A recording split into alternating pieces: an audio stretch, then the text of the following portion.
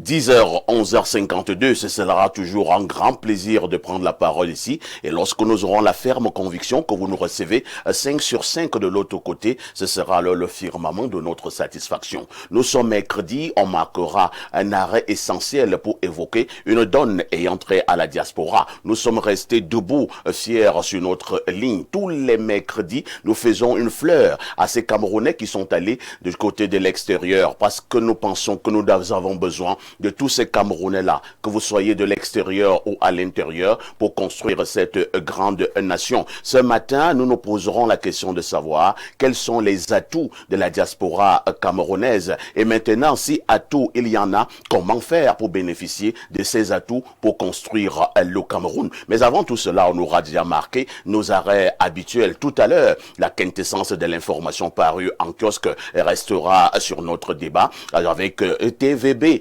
Théophile Vianney et Biya. On vous livrera également la dénonciation du jour, une affaire exclusive de Alain Douk. Pour bénéficier de toutes ces délices, le canal 6 et le canal 508 sont à votre disposition. On ne le dira jamais assez. Vous êtes en direct sur Info TV. Qu'on le veuille ou pas, c'est votre chaîne de télévision qui monte. Et qui monte encore. Duval Lebel et Balé, bonjour. Bonjour, parfait Aïssi. Bonjour à mes copanélistes. Permets-moi d'entrer de t'adresser mes vives félicitations. N'en déplaise à ceux qui vont me regarder et qui vont trouver que je ne dois pas le faire. Ah bon? J'ai regardé avec une attention particulière l'entretien exclusif avec Samuel Eto'o. Je devais arriver ici. Je me suis dit non, pour avoir une bonne vision de la chose, je dois rester devant mon petit écran. Tout à fait. Et je crois que je l'ai fait en off. Je le fais également ici en direct pour dire félicitations. Merci. Ça a été... vous savez, lorsqu'on a en face un Samuel Eto'o et qu'on parvient à lui poser certaines questions qui peuvent être embarrassantes pour lui, ça veut dire qu'on a de l'étoffe. Parce que nous savons, la plupart n'ont pas cette étoffe-là et se laissent entraîner. Mais j'ai bien regardé, j'ai regardé ton attitude, je regardais comment ça se passait. Bref, je ne veux pas commenter, je veux juste te dire félicitations. Merci. Et à toute l'équipe d'ailleurs, parce que ça a été 2 heures d'entretien non-stop. Et au bout, on avait l'impression qu'on voulait encore 2 heures ou 3 heures de temps. Tout à fait. Et c'est ça le métier. C'est donner l'envie de regarder, donner l'envie de suivre. Et nous avons eu envie d'écouter, nous avons envie de regarder. À la fin, on avait encore soif. C'est ça le journalisme en fait. Merci, merci de le faire ce matin. Et quand ça vient de Duval, Lebel et Balé, plus de 25 ans dans le métier, nous prenons ça avec beaucoup de sérieux. Lebel et Balé est donc journaliste, mais également homme politique du côté du Rassemblement démocratique du peuple camerounais. En face de lui, nous accueillons Monsieur Manga. Bonjour. Bonjour Parfait Aïssi, bonjour à tous les copanélistes qui sont là ce matin, bonjour aux nombreux téléspectateurs qui nous suivent de par le monde entier. Je suis encore ravi de prendre part à cette émission dans ce panel étoffé, très étoffé ce matin, très relevé du point de vue intellectuel, du point de vue même de la scène médiatique, parce que comme vous l'avez dit tout à l'heure, il y a des gens comme Duval et Balé que nous connaissons au travers de la presse parler, c'est-à-dire de la radio, depuis des années, de vous et de tous ces personnages qui sont là ce matin. Merci, je souligne que vous êtes membre de la société civile. À côté de vous, nous accueillons cet autre invité. Il s'agit de M. Jean Bitongo. Jean Bitongo, bonjour. Oui, bonjour M. Parfait Aïssi. Bonjour et bonjour à tous les copanélistes. Et puis, je tiens à vous remercier déjà pour l'invitation et à vous féliciter aussi pour tout ce travail que vous êtes en train de faire. Et merci. Je me sens toujours privilégié, n'est-ce pas, d'être invité par vous. Et puis, ce matin, j'aimerais souhaiter un joyeux anniversaire à mon président, l'honorable Joshua aussi, le chairman, qui a eu 1 an de plus hier. Donc, je vous remercie beaucoup. L'honorable Joshua aussi, candidat à la dernière élection présidentielle et député à l'Assemblée nationale. Vous direz également à l'honorable Joshua aussi que nous lui envoyons des bénédictions. Mais en retour, nous voulons savoir qu'il a reçu notre message. Je le ferai, je ne manquerai pas. À la Camerounaise. lorsque nous avons dit cela, on accueille également cet autre invité. Il s'agit de Cyril Tchamba. Cyril Tchamba, bonjour. Bonjour Parfait ici, bonjour à tous les combanistes et puis à tous les téléspectateurs de Info TV. C'est avec plaisir que je suis là, que je participerai à ce débat ce matin. Je vois ici que vous êtes le président du pont de convergence Think Think Politique. Il s'agit de quoi? En fait, le pont de convergence, c'est un think tank politique, donc un regroupement de plus de 200 personnes. C'est think tank. Oui, un think tank. Donc, de plus de 200 personnes d'horizons divers, de sensibilités politiques diverses, qui partagent ensemble une vision d'un Cameroun rassemblé, un Cameroun apaisé, un Cameroun qui regarde vers l'avenir. Donc, nous avons choisi dans notre plateforme d'avoir des gens du RDPC, du PCRN, du SDF, nos collaborants. Et lors de la campagne présidentielle dernière, nous avons rencontré presque tous les leaders pour discuter avec eux de ce que les programmes et voir un peu comment tout ça pouvait converger. Et nous pensons que la voie qu'il faut trouver au Cameroun, c'est la voie du compromis, la voie de l'apaisement, la voie d'un échange mutuel. Et c'est l'occasion aujourd'hui, par exemple, de profiter, parce que un des grands travaux que nous menons dans notre plateforme, c'est avec la diaspora, parce que nous avons des Camerounais qui sont avec nous, qui sont même des élus en France, aux États-Unis, au Canada, et qui veulent bien participer. Et donc, ce sera l'occasion, lors de cette émission, de discuter un peu sur tout ce qui y aura, tout ce qui est faisable. Donc, c'est une plateforme qui se veut véritablement ouverte. Donc, ceux qui veulent y adhérer le peuvent. Il n'y a vraiment pas de conditionnalité. Vous n'avez pas besoin d'adhérer à un parti politique. Ce n'est pas un parti politique. Il faut être Camerounais. Il faut être Camerounais. Encore qu'il faut être volontaire et quelqu'un qui cherche des solutions pour que ce pays évolue et émerge. Vous dites que vous avez rencontré tous les leaders lors de la dernière élection présidentielle. Avez-vous aussi rencontré le président Paul Biya? Bon. Ah, c'est pas un leader. C'est pas ce que j'ai dit. Ah, mais bon, vous me posez une question assez difficile. Mais moi, j'ai l'habitude de poser des questions difficiles. Oui, pareil. Je l'ai vu lors de l'émission. Non, je pense qu'on n'a pas eu l'honneur de le rencontrer. Mais comme il a une florissante production intellectuelle lors de ses sorties, nous avons eu l'occasion de lire. Et je crois que la pensée politique du président Biya est connue. Et elle cadre aussi avec ce que nous faisons. D'ailleurs, c'est pour ça qu'une de mes sorties précises, c'est de dire que quand nous vous parlons du changement, nous ne parlons pas du changement en excluant les gens, mais en intégrant. Et le président Biya fait partie des solutions au changement parce qu'il est celui qui conduit le Cameroun depuis 43 ans. Et certainement, il a beaucoup de choses à apporter dans la construction de l'avenir et la vision. Donc, nous sommes dans une mouvance qui, même quand les portes sont fermées, nous regardons par la fenêtre parce que, bien évidemment, la politique a beaucoup d'autres outils qui nous permettent de dialoguer, même si ce n'est pas de manière intuitive personnelle. Mais on peut dialoguer parce que la littérature existe. Et surtout, le RDPC a beaucoup de responsables qui sont des proches à moi, avec lesquels nous parlons tous les jours. C'est un langage que beaucoup ne vont pas apprécier. Mais passons. En face de vous, j'accueille mon ami de tous les jours. Lui, c'est Alain Douk, invité permanent de ce programme. Alino, bonjour. Bien, bonjour, parfait. Bonjour à mes co-discutants déjà installés. Je salue nos millions de téléspectateurs à travers le monde. Nos artisans de l'ombre qui rendent la magie de la diffusion et de la réception possible à quelques endroits que l'on se trouve à travers le monde et sur les différentes plateformes. Je salue de même la grande rédaction de ce média et son top management. Merci Alain Douk d'être là. 10h, 11h52. Qui dit mieux?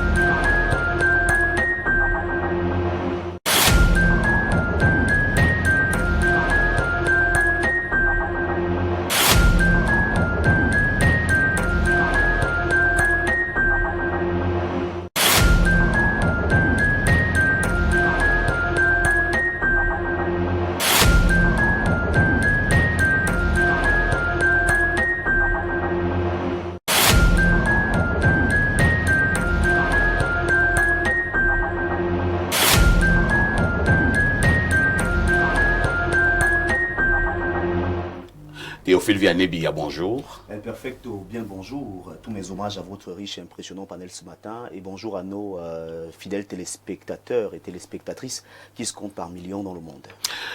cravate rose, hein, assortie d'une pochette rose, accompagnée d'une chemise rose. Oui. C'est l'amour. Oui, il faut dire que c'est l'amour. Il y a beaucoup d'amour à partager en fin d'année. Moi, je ne parle pas de cet amour. Bon, moi, je parle de cet amour. En tout cas, lorsque vous voyez déjà le très brillant Théophile Vianney-Biya, sachez que nous devons déjà faire un tour du côté des kiosques. Théophile Vianney-Biya, que disent les journaux? Les journaux qui sont disponibles en kiosque ce matin, le Perfecto présente pas mal d'actualités. Nous ouvrons cette revue de presse avec la météo, cette revue hebdomadaire qui nous amène une fois encore ce matin du côté de la Délégation Générale à la Sûreté Nationale, DGSN. Et si l'incendie était prémédité, c'est la une de ce journal qui en parle en page 3. Le feu qui a consumé dans la nuit du 7 au 8 décembre certains bureaux du secrétariat général s'apparente à une manœuvre bien pensée. Manœuvre bien pensée mise ici entre guillemets par le journal La Météo qui revient donc sur cette information ce matin. Nous quittons la DGSN pour l'ART avec Info Matin numéro 1931 de ce mercredi 10 décembre 2025. Le quotidien de Dieudonné Mvangtitre en une. ART, le conseil d'administration adopte le budget 2026 sous la présidence de la PCA. Professeur Justine Difo, la 57e session ordinaire de l'Agence de régulation des télécommunications s'est tenue ce 9 décembre à Kribi, département de l'Océan, région du Sud. La 67e session extraordinaire, quant à elle, a lieu ce jour, 10 décembre 2025. Cameroun Tribune, le quotidien bilingue gouvernemental que gère Marie-Claire Nana, s'intéresse à la participation féminine en politique. Les femmes veulent une loi organisée au sein du réseau. Les élus du Parlement ont fustigé hier les violences dont elles sont sujettes et qui les empêchent d'être plus nombreuses dans le milieu. Cette information est à lire ce matin en page 3. Douala, bagarre de belle-mère au lendemain du mariage. Martine, 59 ans, génitrice de la mariée, n'a pas apprécié que son homologue Pauline, 64 ans, traite sa famille de pauvre et endetté. D'où une rixe survenue dimanche à Koto Village, dans l'arrondissement de Douala 5e. Cette actualité est à retrouver de la page 18 à la page 19 du journal Cameroun Tribune. Climat social nous amène du côté de la Camwater. Travail, vision et résultats. Blaise Moussa au cœur de la modernisation du secteur de l'eau. Depuis sa nomination à la tête de la Camwater en septembre 2022, Blaise Moussa s'est imposé comme un acteur clé de la modernisation de la gestion de l'eau potable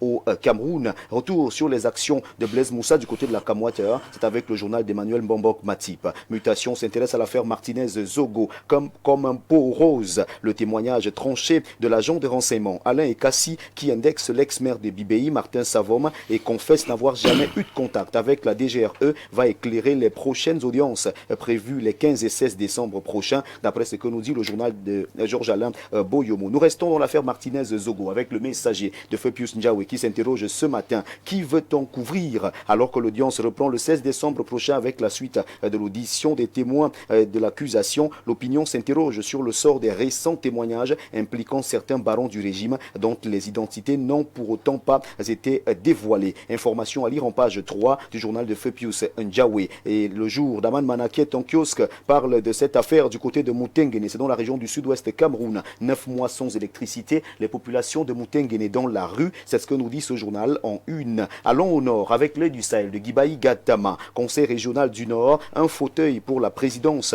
plusieurs candidats. Le constat est fait par ce journal qui en parle en page 5. Le grand titre parle de désinformation, la manœuvre qui vise Eran Moas et le BIR, les tentatives d'impliquer le patron du BIR dans un prétendu complot autour de la mort d'Anissé et Kané relève de la pure intox. Aucune preuve, aucun élément sérieux ne soutient ces accusations fabriquées pour semer le chaos et la manipulation de l'opinion. Cette information est à retrouver de la page 3 à la page 4 du journal de Paul Désy Biya. Nous parlons cabale ce matin avec le Miroir. Le Miroir qui présente ici une campagne de dénigrement qui vise le couple Elundu et Somba. Des accusations infondées laissent dire que le ministre de l'eau et de l'énergie ainsi que son épouse sont à la tête d'une importante fortune au Cameroun et à l'étranger. Pourtant, tout recoupement fait, Madame Elundu Babette s'est endettée pour près de 40 millions de francs CFA dans 2 banques bien connues de la place pour réaliser son projet de complexe scolaire avec l'appui des partenaires helvétiques sur un terrain familial qui aura même servi d'hypothèque. Quant à son époux,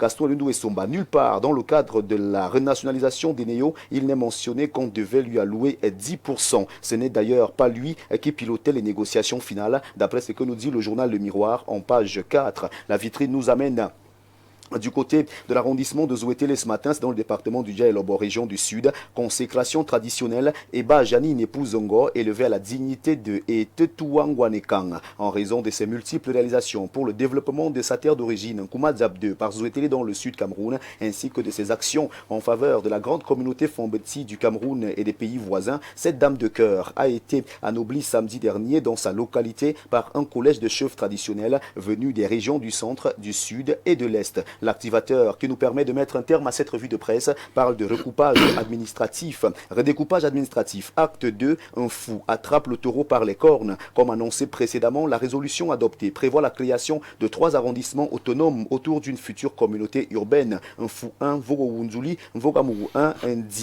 Benin, un fou 2, Vogzambo, Vogamuru 2, Vognomo, un fou 3, Benin, Vogamuru 3, secteur de Simalène. Une décision concrète et légitime pour rapprocher l'administration des populations et accélérer le développement local. Réuni donc hier en Assemblée Générale Extraordinaire, le CODAM, sous l'autorité de Sa Majesté Messie Patrice, une fois officiellement engagé son éclatement administratif en présence des autorités municipales, élus, chefs traditionnels, élites et forces vives et responsables politiques. Le document final sera déposé aujourd'hui par voie hiérarchique, d'après ce que nous dit le journal d'Agelbert informant en page 3. C'est avec l'activateur que nous mettons donc un terme à cette revue de presse Acte 2 sur Info TV, ce mercredi matin. Mesdames, messieurs, de votre aimable attention, infiniment merci, et sachez tout simplement qu'avec 400 francs CFA ce matin, vous avez votre journal disponible en kiosque. Il s'agit de 2 pièces de 200, 4 pièces de 100 francs, 8 pièces de 50, 16 pièces de 25, 40 pièces de 10 francs, 80 pièces de 5 francs, 400 pièces d'un franc CFA seulement collectées, et votre journal vous est servi. Votre fidélité reste et demeure intouchable, inattaquable, inaliénable et surtout inchangeable. Merci El Perfecto pour cette tribune. Merci TVB pour cette brillante revue de la presse. Je vous suggère que nous nous retrouvions demain jeudi pour le même exercice. Avec le même plaisir et le même bonheur. Mettez toujours le Seigneur au centre de votre vie. Amen. 10h, 11h52, une touche pause s'impose.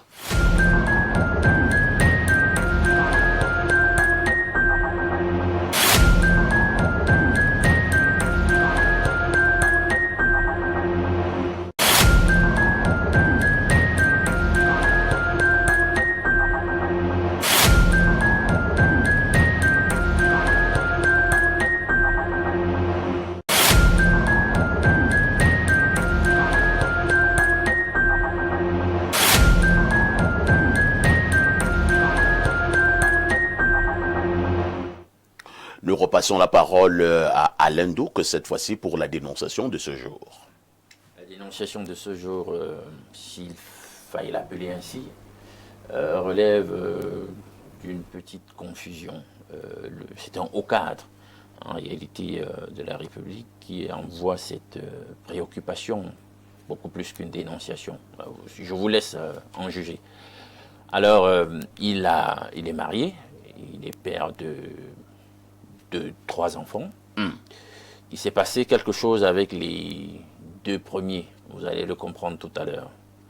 Donc, il est dans une relation, voilà, très fusionnelle avec son épouse, une relation où même avec le nombre d'années, on se permet quand même encore un certain nombre de choses. Donc, comme un fantasme, il a souvent l'habitude à certains moments, voilà, de s'affranchir, d'avoir des rapports sexuels avec son épouse hors des limites de la maison. Et parfois, il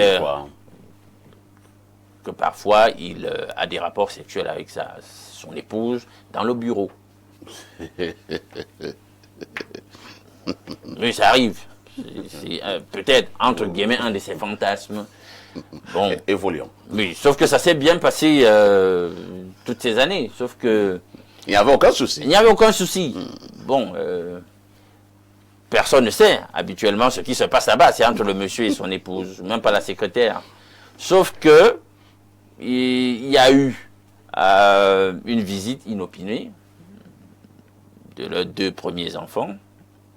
L'aîné a 13 ans, et puis la cadette a 11 ans, 11-10 ans. Ils sont venus comme ça en visite. Papa et maman étaient dans le bureau. La secrétaire, elle ne pouvait pas deviner qu'en réalité, elle n'avait pas... qu'elle était tenue d'annoncer que les enfants étaient là, puisque, bon, c'est leurs enfants. Et c'est dit que ce sont les enfants. Voilà, c'est pas comme quand il y a un visiteur. Quand papa ici arrive et tout, on doit l'annoncer et tout. Papa et maman sont là-bas. Donc, du coup, ils sont rentrés là. Et tout, ils voulaient voilà, voir leur père. Et d'ailleurs, ça tombait bien, maman aussi est là-bas et tout. Donc, elle a juste laissé passer les enfants et tout pour aller dans le bureau. Et elle ne pouvait pas imaginer que les enfants seraient confrontés à un certain spectacle, pas de leur âge, dans le bureau. Vous voyez ce que je veux dire? Donc, les enfants ont ouvert la porte et sont tombés sur papa et maman en ébat sexuel. Donc, et depuis ce jour, le climat est devenu un tout petit peu très compliqué. Parce que les enfants, ils évitent leurs parents depuis ce moment, parce qu'ils ont dû sortir en catastrophe de là, etc. Il y a un malaise qui s'est installé. Et dans nos mœurs, c'est très compliqué. On ne sait pas quel est vraiment, avec diplomatie, le type de terminologie qu'il faudrait utiliser pour parler à ces enfants de ce qu'ils ont vu, etc. Donc il y a ce flou et ce grand malaise qui s'est installé. Ils se disent qu'en portant cette histoire sur la table de la dénonciation en ce matin, ils peuvent trouver au travers des conseils qui seront donnés la meilleure technique pour essayer de reprendre les enfants en grâce. D'accord. Vous dites que l'aîné a dans les 13 ans, Oui. la cadette dans les 11-10 ans. D'accord. Ok. Bon, Duval et Balé, vous qui êtes par moments habitués aux choses compliquées, je vous passe d'abord la parole. Vous dites que c'est pratiquement une personnalité. Oui, c'est une personne importante. Quelqu'un de très important dans la société. Oui, et Duval. Ça va dans l'administration publique. Parapublic. Parapublic. Alors, c'est vraiment compliqué parfait ici parce que déjà l'âge des enfants, 13 ans, 11 ans.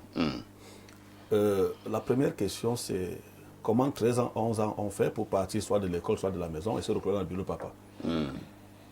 À quelle heure?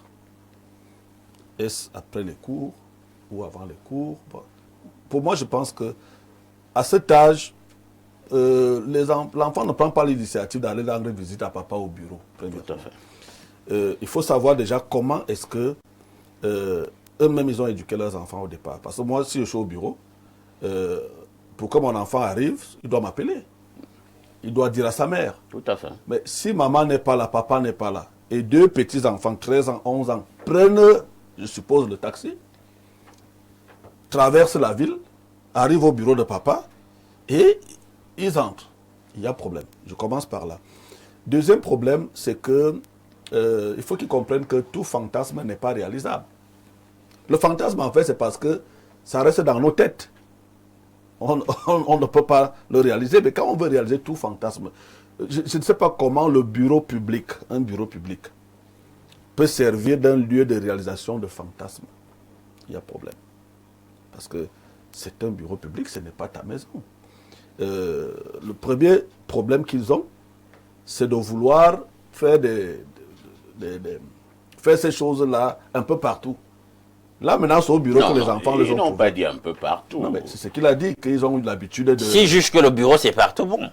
Le bureau, c'est pas la poste centrale. Quand vous dites un peu partout. Bon. Quand je dis, ça veut dire que même à la maison, dans leur camp, ils ont pris l'habitude aussi d'essayer. Vous êtes en train d'exagérer. Non, attendez. Il extrapole, bon. Non. Douk a dit, Alain Douk a dit tout à l'heure qu'il a souvent des fantasmes de sortir un peu du cadre légal, de faire ces choses-là. La chambre, non, on se dit que voilà, c'est ça. donc, on suppose donc qu'il est arrivé que peut-être à la cuisine parfois, ou bien, c'est pas au jardin, au garage. Il ne leur dit pas que pendant qu'ils le font, déjà dans ce cadre-là, les enfants n'ont pas souvent guetté. Parce que quand même, quand on a des enfants, il y a des choses, il y a des attitudes qu'on doit avoir. C'est ça l'éducation. Maintenant, pour ne pas trop les acculer, ils veulent savoir comment gérer ça. Ils veulent un conseil. Ils veulent un conseil. Parce qu'eux-mêmes sont mal. Ils sont mal. On ne va pas enfoncer le doigt dans la plaie. Voilà, on va essayer de leur donner le conseil. Alors, le problème, c'est que c'est arrivé. Le conseil que moi je peux leur donner, c'est de laisser le temps. Vous savez, dans la gestion de l'État, il y a une technique qui est la technique du temps. Ouais. On laisse le temps passer parce que faire asseoir les enfants maintenant pour essayer de leur parler de ce qu'ils ont vu au bureau serait de les amener à poser d'autres questions. Et parfois plus embarrassant. Plus embarrassante. Par exemple, pourquoi faire ça là? Parce qu'aujourd'hui, les enfants, ils sont éveillés. Ils vont se demander, mais est-ce que... Ils peuvent demander aux parents, mais est-ce que la chambre ne suffit plus? Pourquoi le bureau? Donc, il faut qu'ils digèrent et qu'on laisse le temps. Certainement, les enfants vont soit peuvent oublier. L'erreur à ne pas commettre, c'est de faire asseoir ses enfants pour leur parler de ça. Très bien. Ça c'est ce que je peux donner comme conseil. Merci. Il ne faut pas qu'ils tombent dans cette erreur. Cyril Tchamba, il y a plusieurs aspects à analyser dans le cadre de cette, entre guillemets, dénonciation. Déjà, cette affaire de bureau, apparemment, vous autres Camerounais, vous aimez ça. Donc, on a eu une vidéo virale il y a quelques mois dans un bureau de notre administration. J'ai oublié volontairement l'institution en question. Bon, quelqu'un m'a dit, ah, c'est parce que c'est pour eux qui est dehors que les autres maintenant pensent qu'ils sont des saints. Cette affaire de faire cette affaire, de faire cette chose au bureau, est-ce que finalement ce n'est plus, c'est pas un phénomène dorénavant au Cameroun? Première préoccupation. Deuxième préoccupation, qu'est-ce qu'il faut faire? Il faut en parler aux enfants de ce qu'ils ont vu, il faut laisser un peu de temps. Si nous nous en tenons au conseil de Duval, vous vous situez à quel niveau? Parfois, ici, votre question a deux volets. Il y a le premier volet, c'est le traitement de la question au sein de la cellule familiale. Il y a le traitement de la question des mœurs sexuelles dans nos espaces publics et l'évolution des fantasmes des Camerounais Tout à fait. quotidiens. Donc la première option, c'est le traitement de cette affaire dans l'espace familial. Je crois que ce n'est pas une situation qui, bien qu'elle soit dans le bureau, c'est vrai que Duval a déjà déblayé à peu près les aspects qui sont questionnables. Pourquoi ces enfants de 13 ans se retrouvent là sans avoir été quand même signalés? Pourquoi ce couple-là a besoin de ce genre de choses? Il a déblayé assez bien, mais je pense que pour ne pas perdre le temps, il faut dire que l'âge des enfants, 13 ans et 11 ans, m'a quelque peu rassuré. Rassuré parce que c'est un âge où ces questions se posent. Les questions, vous savez, dès 5 ans, les enfants commencent à vous demander comment on fait les bébés. Donc, des fois, les parents sont très embarrassés. Papa, maman, comment je suis venu? Vous m'avez fait comment? Comment je suis né? Comment je suis né? Bon, il y a déjà ces questions avec les réseaux sociaux. Ils commencent à connaître ce que c'est que la reproduction. Donc, les questions sexuelles arrivent. Vous savez, 11 ans pour la jeune fille, c'est déjà, il y a des menstrues pour certaines. Ils ont déjà les menstrues, donc elle est consciente de ce qu'elle a un appareil génital différent d'un garçon. Donc ça, cette question peut déjà être abordée. La seconde chose qui me rassure dans le dossier, c'est que c'est le couple. On n'a pas trouvé les deux en infraction d'adultère. Ou alors on n'a pas trouvé 2 ans. Ou 2 ans, voilà. Ah oui, ça peut arriver. Bon, là on est rassuré, c'est des gens, c'est les parents, c'est un couple. Donc là encore, c'est plus aisé aux parents d'expliquer aux enfants que c'est de l'ordre des choses naturelles qui se font pour faire des bébés.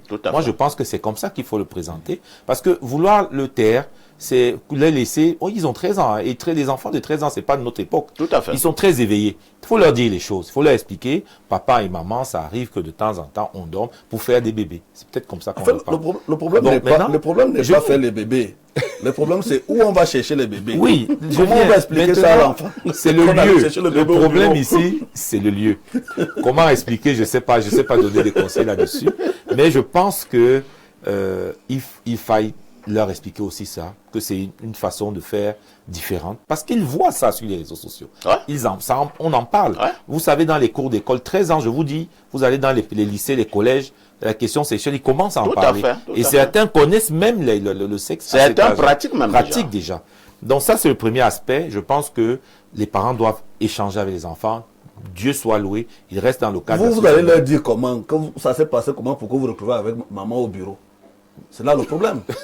Parce que c'est pour ça que je dis, en parler, ça cause un problème. C'est-à-dire, il y a un cadre. Le bureau est un lieu public, c'est-à-dire que c'est un lieu qui n'est pas consacré à de tels, officiellement, à de tels actes. Merci, tu ajoutes officiellement. Voilà, on va dire officiellement parce que, bon, maintenant, vos 2 enfants viennent donc vous trouver dans le bureau avec maman. Bon, comment vous leur expliquez le bureau? Moi, je pense que, comme je l'ai dit, je crois que mon propos, peut-être ne l'avait pas cerné, c'est des gens qui ont une certaine maturité dans leur époque. Il faut adresser ces questions. Parce que je peux vous dire que le gamin de 13 ans, les vidéos qu'il voit circuler sur son téléphone, ou le téléphone des copains, mettent en scène des choses plus graves que ça. Ouais. Et il faut peut-être aborder le sujet. Le non-dit, aujourd'hui, pose problème. Et je vais vous dire, c'est même l'occasion. Parce que 13 ans, il faut déjà parler de sexualité aux enfants, notamment sur le fait qu'ils doivent prendre conscience. En fait, ici, moi, je ne vois pas trop la sexualité. Je vois la moralité sous un autre angle. C'est-à-dire, j'insiste encore Est-ce qu'il y a sur la le lieu. moralité dans la sexualité? Non, je parle du lieu. C'est-à-dire que Mais c'est le quand mal est fait. vous allez dire quoi à votre enfant? Le Que c'est mal est normal fait. de le faire au bureau? Le mal est fait. Ça veut dire qu'on pérennise. Non, on il pérennise faut ça. expliquer tout en En reconnaissant que ce n'est pas une bonne chose, papa a fait une mauvaise chose. mauvaise chose, mais ça reste dans le cadre d'une activité de En famille. d'autres termes, il faut demander pardon aux enfants d'avoir posé cet acte au bureau. Bon, ok. Les enfants Alors, doivent le également deuxième savoir volet- qu'on n'entre pas sans Le deuxième frapper. volet de la question, Voilà. c'était portait sur la morale, notre morale des non-mœurs sexuelles, les évolutions. Et c'est vrai que là-dessus, c'est problématique parce que vous avez cité une institution qui a eu des sextapes dehors. Non, je n'ai cité aucune Oui, non, institution. j'ai dit vous avez parlé de sextapes qui Voilà. sont sortis provenant d'une certaine Il a institution. évoqué- Mais nous avons le cas même en Guinée pour parler de ce qui est un peu loin, de la fameuse affaire Balthazar. Beaucoup de ces scènes se passaient dans son propre bureau avec des collègues. Donc c'est vrai que c'est une pratique qui semble se répandre. Et là, dans ce cas de Balthazar, par exemple, là, elle laisse prospérer beaucoup de problèmes parce que c'était des cas de situation d'adultère, parce que Balthazar était marié et pour certaines de ces femmes-là, on dit aussi qu'elles Tout à étaient fait. mariées. Là, il y a problème. Pourquoi donc les gens arrivent à cela? Et là, je mets ça dans le cadre d'une société qui est complètement exsangue. Exsangue sur la morale, exsangue sur ses repères, sur ses valeurs. Pourquoi aujourd'hui nous sommes dans tous ces excès? Et les excès au Cameroun, c'est pas seulement sexuel. Il y a le problème d'alcool, où les gens boivent énormément. Les drogues. Les drogues, tout ça. Donc nous sommes dans une période où il y a une profonde anxiété. Les gens doutent de beaucoup de choses parce que le pays est dur. Le pays est dur, la vie est dure et se laissent aller à toutes les dérives parce que peut-être ils n'ont pas assez d'emploi, peut-être qu'ils n'ont pas assez de temps de travail. Parce qu'il faut dire que quand on travaille vraiment dans un bureau, on n'a pas le temps de recevoir les gens. Moi, dans les pays développés, pour rappeler, et d'ailleurs dans le Code du travail, il est normalement interdit des visites privées dans les bureaux. C'est interdit. Votre épouse, sauf cas d'urgence, ne vient pas vous rendre visite au bureau pour de la balade. Comme le fait, chez nous, on a laissé prospérer des choses. Nous voyons même des gens recevoir les gens du village dans les bureaux. Tous ces choses sont des... Non, mais ce sont... D'accord. Parfait ici. Oui, Duval. Est-ce qu'on ne peut pas voir en cela une épouse jalouse C'est possible. qui se dit que moi-même je gère mes Je choses m'en au vais bureau. surveiller. Non, moi-même je gère mes choses au bureau. La secrétaire qui est là n'aura pas accès. C'est-à-dire que moi je vais te donner ça sur place. Hein. Quand tu es plein là, je vais voir comment tu vas gérer la secrétaire. Merci. Hein. Alors, monsieur Martial Zoamanga, un petit souci.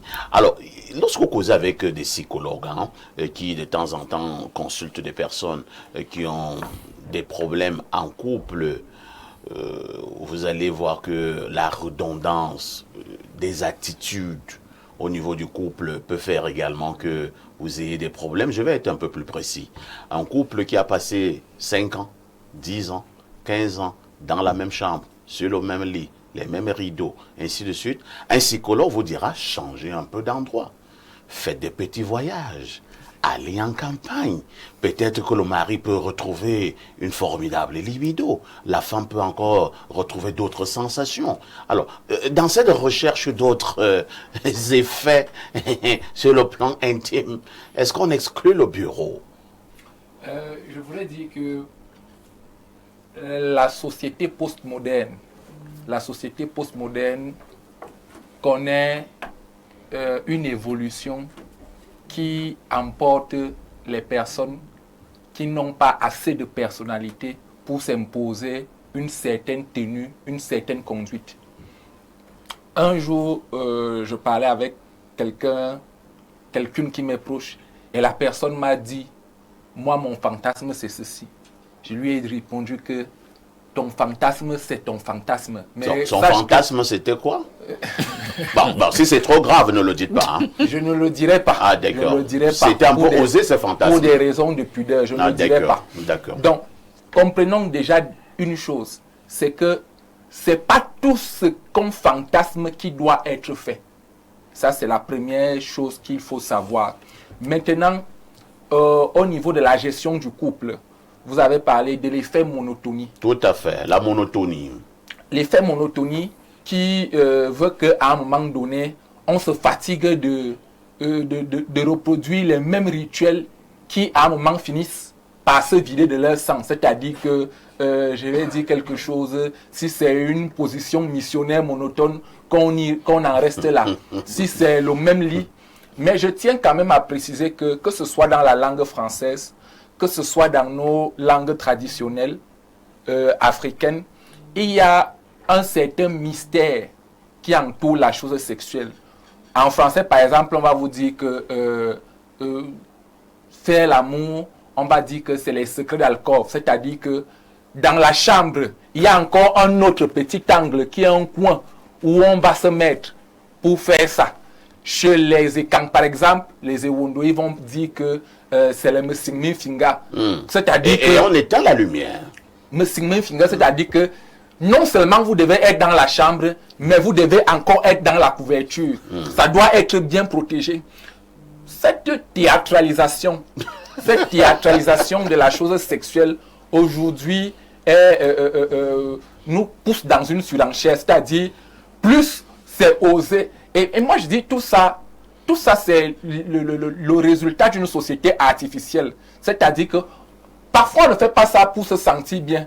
Parfois, on fait ça juste parce qu'on veut faire un commentaire où tu vois là, la dernière fois, vraiment, les pieds étaient... c'est une théâtralisation qui finit par vider l'acte sexuel, qui est un acte profondément intime, un acte profondément lié à la nature de l'âme humaine.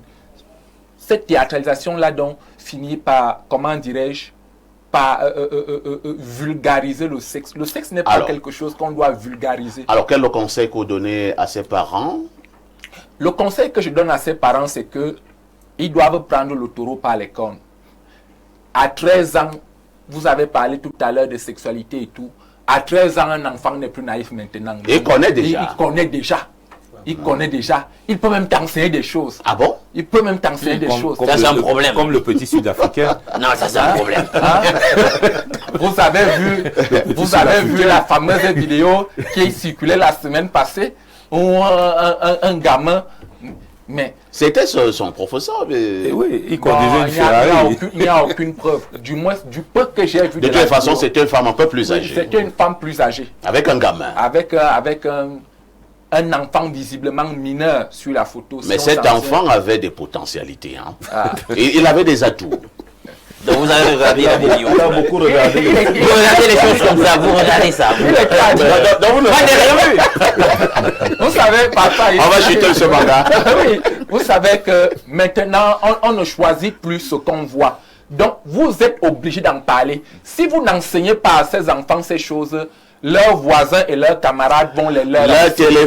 Leurs téléphones vont les leur enseigner. Donc, vous pouvez être dans un forum avec les anciens camarades. Vous savez que dans les corporations,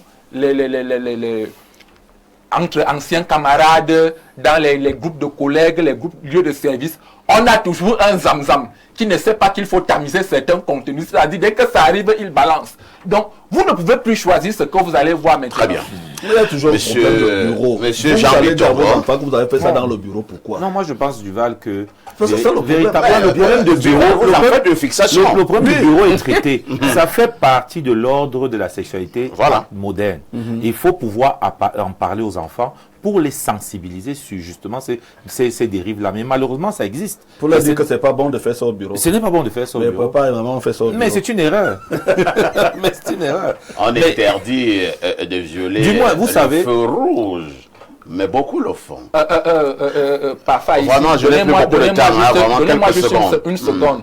C'est que vous avez évoqué l'aspect psychologique dans la gestion de la chose sexuelle. Tout à fait. Depuis le commencement, si je prends le récit créationniste chrétien, dès qu'on dit que c'est interdit, c'est ça que l'humain veut faire. Tout à Donc fait. c'est la notion d'interdit plus C'est ça qui attire. Plus on veut...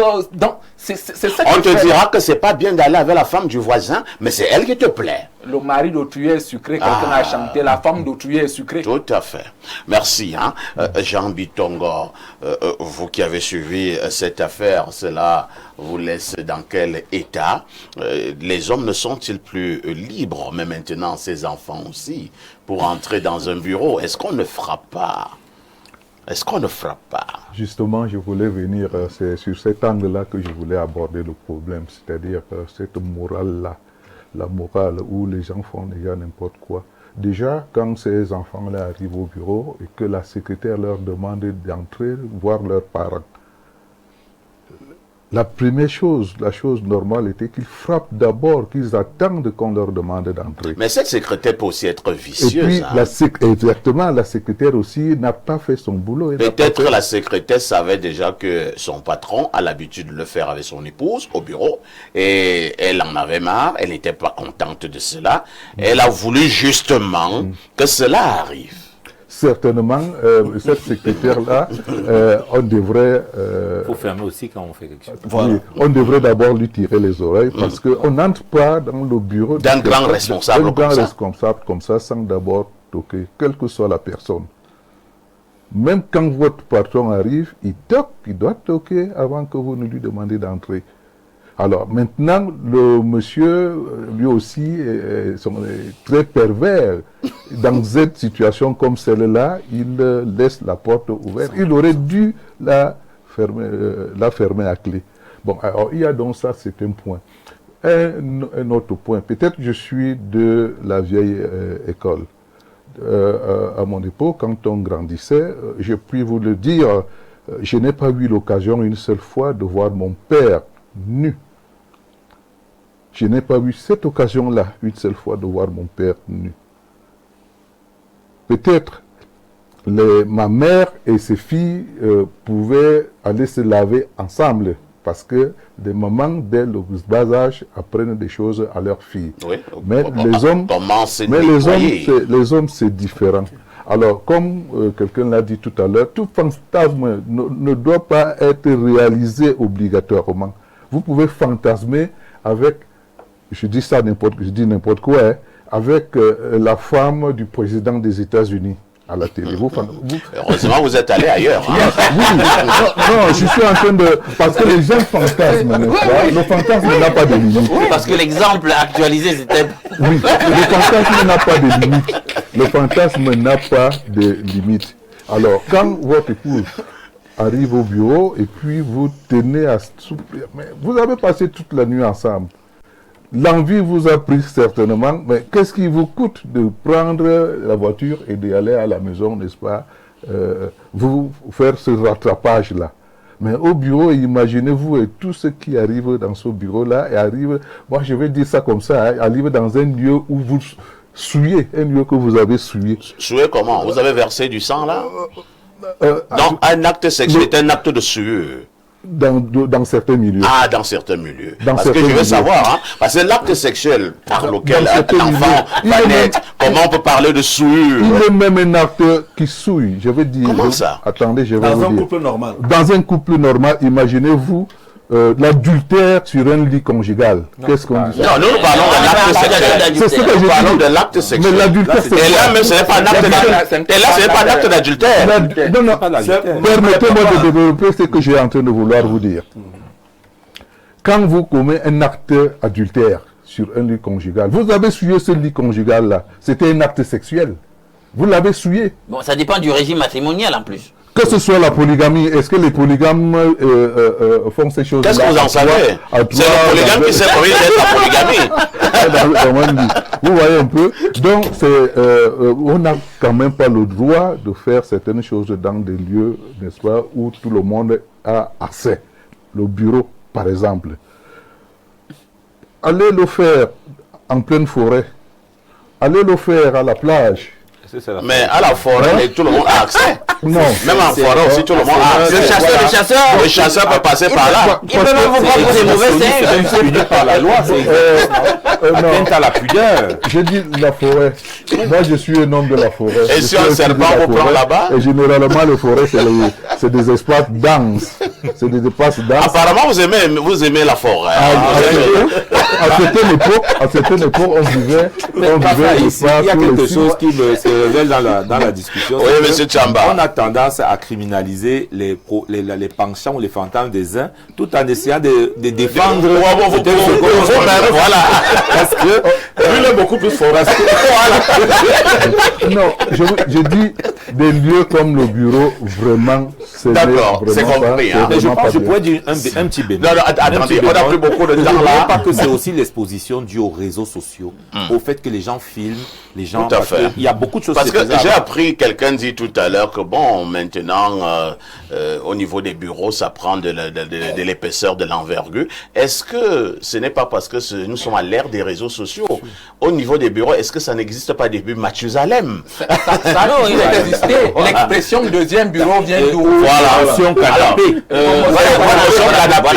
Je crois qu'il faut interdire. Alain Dou, que faisons-nous en pareille circonstance? Le mal est fait. Je pense qu'il y a eu de très brillantes interventions sur le sujet, puisqu'on n'a plus le temps. Oui. Je ne vais pas être long pour dire que soit ils prennent le taureau par les cornes, avec toute la diplomatie possible, pour essayer d'en parler aux enfants. Ou alors ils en disent... Donc voilà, 11 ans, à minima, elle doit être en 6e, 5e. Hein. Oui. Oui.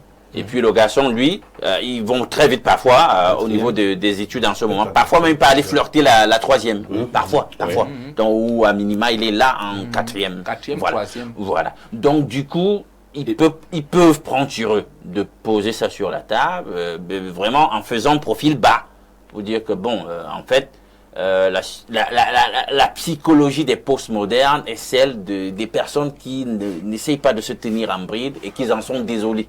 Hein, qui disent qu'ils sont désolés de ce qui est survenu, ça ne devrait pas se faire au bureau et tout, et que voilà, ça s'est fait, ils en sont désolés. Ou alors, s'ils n'arrivent pas, qu'ils cherchent une assistance. Oui.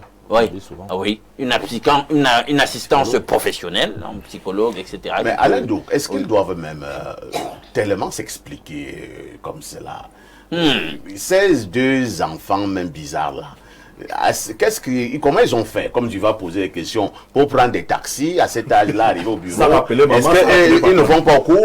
Voilà, aussi deux petits dans le schéma, il semble que, par exemple, ça s'est fait justement après les cours. La secrétaire est certainement aussi emportée par l'enthousiasme qui caractérisait les enfants au moment où ils sont venus là, etc., au bureau. Parfois, vous êtes prise, hein. Et puis vous voyez, c'est des enfants du boss, donc vous dites, vous vous occupez d'autre chose. Ils passent, eux aussi, commettent l'erreur de ne pas frapper, etc. Lui, donc tout le monde dans la chaîne a commis quelques erreurs. Et le père on ne va aussi. pas rester sur les erreurs. Maintenant, c'est corriger. C'est comme moi, j'aimerais savoir, Oui. quand les enfants ont vu, quelle était leur réaction? Dieu dit qu'ils sont, Ils sont ressortis. Directement, ils Oui, sont oui. sortis. Oui. Et ils ont tiré la porte après eux. Ils sont ressortis. Quand on a vu, on ne peut pas dévoir. Donc le problème, c'est la rupture dans la communication qu'on essaie de restaurer. Donc il faut donc prendre sur soi de restaurer d'une manière ou d'une autre la communication qu'il y avait avant. Autre préoccupation, est-ce que les enfants à la maison se sentent mal? Oui, Non, mais, parce que justement, On parle de malaise. On se regarde, on arrive à assumer de se regarder, de communiquer comme avant. C'était ça, et c'est ce que les parents veulent restaurer. Hein, donc c'est le genre, vous entrez dans la pièce, on fera tout pour sortir, etc. Ce genre de choses. Que les parents assument et qu'ils parlent à leurs enfants normalement, comme si Voilà. rien ne s'est passé. Ce sont eux qui doivent régler ce problème auprès de leurs enfants. Justement, ils Parce que doivent. si eux-mêmes ils tombent dans le piège des enfants, c'est-à-dire les enfants sont mal, eux aussi se mettent mal. Alors là, ça crée un autre climat dans la maison. Ils doivent Merci. prendre la responsabilité. Merci, c'est ce qu'il fallait dire globalement concernant cette dénonciation entre guillemets. Nous marquons une touche pause et on reviendra pour la lecture de vos nombreuses contributions.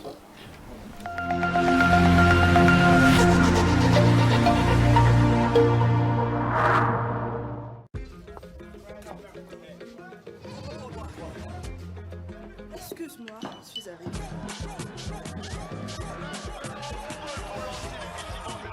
Fiers et réunis autour des Lions indomptables. Avec Canal Plus Cannes, vivez tous les matchs commentés par nos meilleurs experts sur la seule chaîne 100% Cannes. Avec le décodeur HD à 5000 francs dès la formule Access. En plus, la parabole et l'installation sont offertes. Au terme d'un processus rigoureux de filtrage et d'analyse, ce qui vous permet d'étancher votre soif en toute sécurité. Buvez l'eau minérale Bonis, buvez la vie.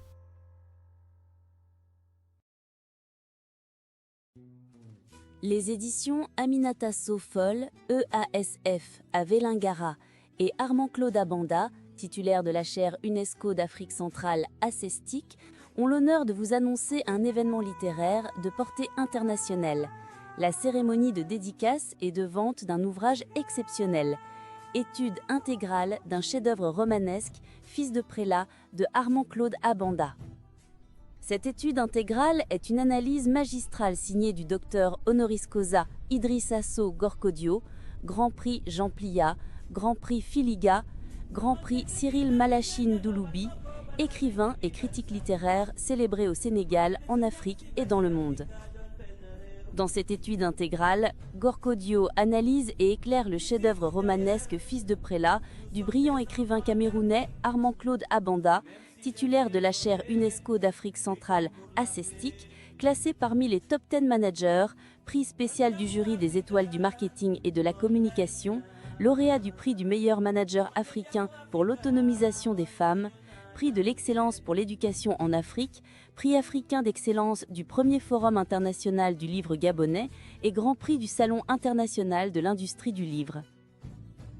Les éditions Aminata Sofol et Armand-Claude Abanda vous invitent à célébrer à Yaoundé, capitale africaine du livre et de la lecture, la puissance de la pensée africaine, le dialogue entre les nations littéraires et la valorisation de nos grands auteurs, parmi lesquels Armand-Claude Abanda, un humaniste dont la plume majestueuse dessine les contours d'une Afrique unie et prospère. Édition Aminata Sofol. Par le beau, pour le bien de l'humanité. 4e édition, la foire Fouché qui innove et valorise l'inclusion. Du 10 décembre 2025 au 25 janvier 2026, rendez-vous à l'esplanade du Stade Omnisport de Yaoundé pour découvrir des expositions gratuites d'artisans en situation de handicap. Handicapables, leur talent mérite lumière et admiration. Sous l'animation festive et citoyenne de DJ Patco, le concept, la foire Fouché 2025, sous l'impulsion de M. Augustin Bala, maire de Yaoundé 5. Info 680 800 900. Et puis c'est tout pour l'instant. Bienvenue au Welcome Gardens Hotel. Ici, chaque instant est une invitation à l'évasion. Niché au cœur de soi, à quelques minutes de l'université de Yaoundé 2, le Welcome Garden Hotel vous ouvre les portes d'un lieu où la nature et l'élégance se rencontrent. Réveillez-vous dans une chambre raffinée, baignée de lumière et pensée pour votre confort. Promenez-vous dans nos allées verdoyantes et plongez dans notre piscine géante à 2 bassins. Côté affaires, nos salles modernes de séminaires et de réunions offrent bien plus qu'un cadre de travail. Elles stimulent vos idées et subliment vos rencontres professionnelles. Côté célébration, nos somptueuses salles de mariage et de réception transforment vos moments précieux en souvenirs éternels. Côté bien-être, laissez-vous choyer dans notre institut de beauté. Évacuez le stress dans notre salle de sport, puis détendez-vous au sport bar autour d'un cocktail, d'un tournoi de billard ou d'une soirée after work. Chaque détail du Welcome Garden Hotel respire hospitalité et raffinement. Ici, tout est pensé pour que vous vous sentiez ailleurs, mais mieux que partout ailleurs. Welcome Garden Hotel, votre jardin secret. Contact 694 34 21 33 676 73 59.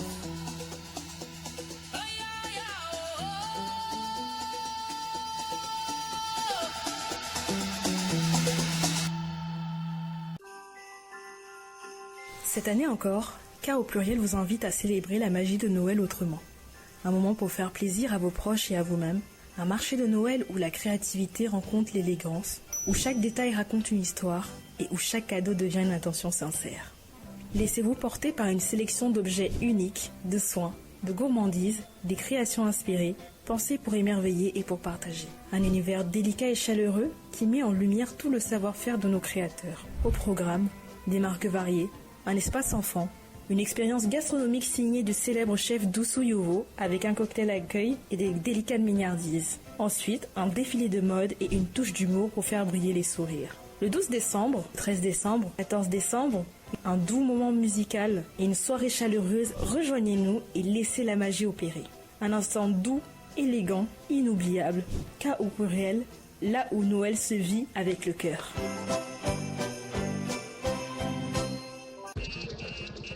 La famille s'est réunie. Quel chaos. Ah, excuse-moi, je suis arrivée. Quel beau chaos. Les rivalités sont profondes, mon frère. Quand tu entends le bruit avant de le voir, tu sais que la famille est arrivée.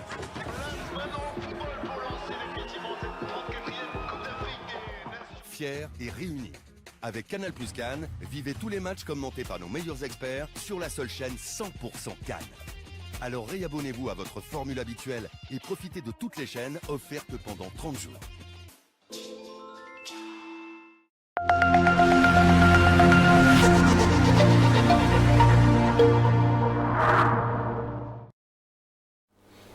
Bon retour sur ce plateau de notre programme. Nous lisons rapidement quelques messages. Bonjour parfait, tu connais ton travail mon cher. Ici on va tout dire de toi, tu parles avec des étoiles. Et nous sommes toujours derrière toi mon cher. Beaucoup de personnes ont compris plusieurs choses. Je suis au Canada. C'est Pollux Achille depuis le Canada. Oui, c'est un message qui nous vient du +1 514. Oh là là, moi je voudrais prendre les messages de ce jour. Vous m'amenez toujours à l'entretien avec le grand neuf. Bonjour perfecto, cette dénonciation est vraiment compliquée. Monsieur doit avoir une relation avec sa secrétaire et madame étant déjà au courant, s'est préparée à venir prendre ces choses devant la secrétaire pour affirmer que c'est elle qui en est propriétaire. Et sinon, pourquoi n'avoir pas fermé la porte du bureau à double clé? Eh bien, la suite a certainement été orchestrée par la secrétaire en guise de vengeance. Elle a délibérément laissé les enfants entrer dans le bureau de leur papa, tout en sachant qu'ils assisteraient à ce spectacle. Et lorsqu'on sait qu'un enfant ne doit pas voir la nudité de ses parents, c'est une malédiction que ces enfants ont portée et il leur faut une délivrance. C'est très grave. Alors, plutôt que de demander comment en parler aux enfants, moi je conseille à ce couple d'aller se confesser et de présenter leur gosse à un homme de Dieu pour délivrance. C'est Efouba de Monatélé qui envoie cette contribution. Bonjour à ton panel de sages. Pour ma part, je pense que l'une des choses à faire serait de prier pour ces enfants, car indirectement, ils ont attiré la malédiction sur ces enfants pour avoir vu la nudité de leurs parents. Maintenant, le parent n'a pas d'explication à donner aux enfants. C'est avec leur mère qu'il était en plein débat. Je voulais dire en plein débat, même comme on a l'impression que le bureau public devient le nouveau fantasme des gens. C'est le serviteur de l'Éternel. Merci à vous.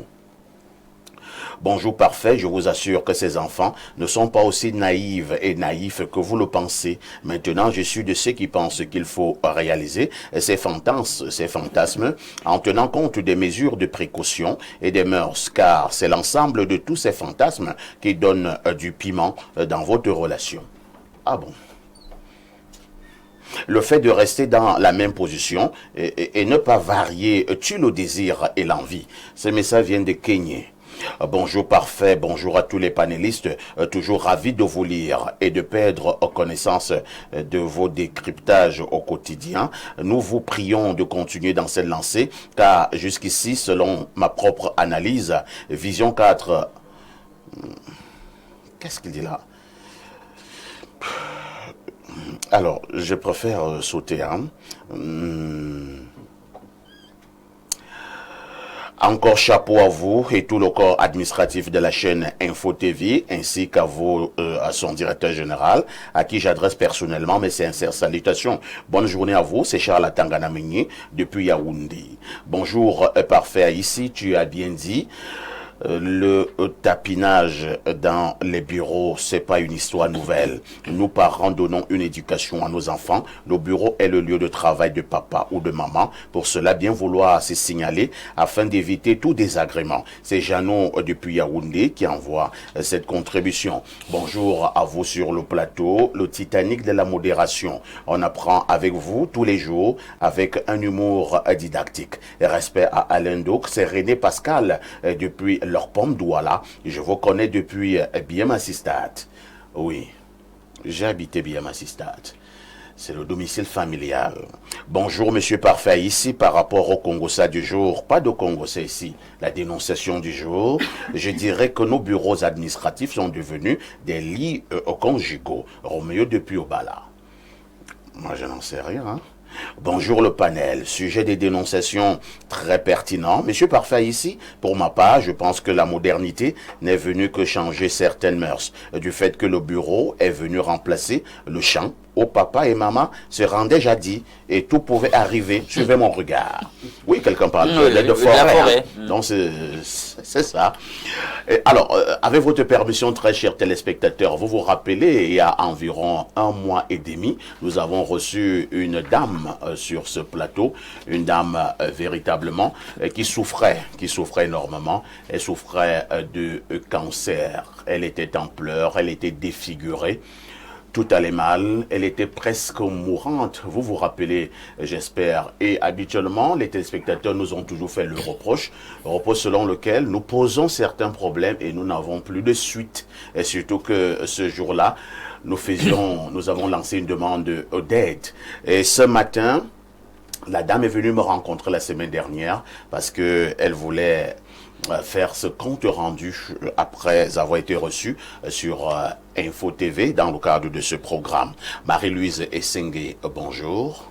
Bonjour, monsieur Parfait ici. Comment vous allez ce matin? Je suis déjà un peu souriante. Je suis souriante, ça va un peu mieux, ça commence déjà à aller. Ça commence à aller.